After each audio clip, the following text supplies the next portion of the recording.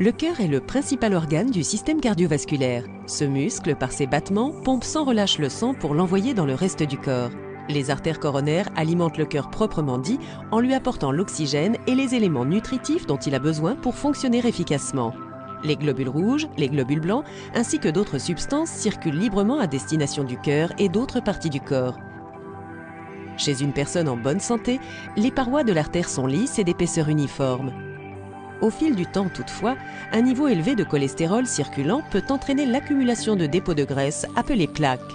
Au fur et à mesure qu'elle se dépose, une plaque peut durcir et entraîner un rétrécissement de l'artère ainsi qu'une diminution de sa souplesse, un état pathologique dénommé athérosclérose. Cet état pathologique est dénommé maladie coronarienne ou CAD dès lors que l'athérosclérose se développe dans les artères coronaires.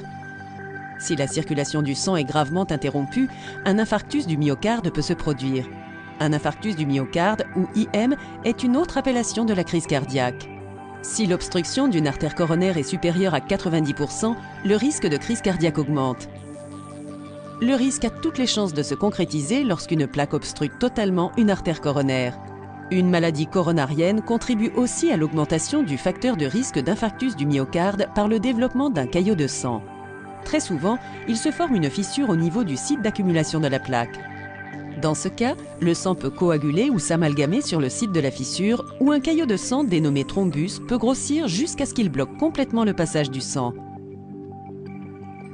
L'étendue des dommages subis par le cœur durant un infarctus du myocarde dépend de la gravité et de l'emplacement de l'obstruction ainsi que de la rapidité d'administration d'un traitement médical. Heureusement, il existe de nombreuses manières de prévenir l'athérosclérose et de faire diminuer le risque de crise cardiaque.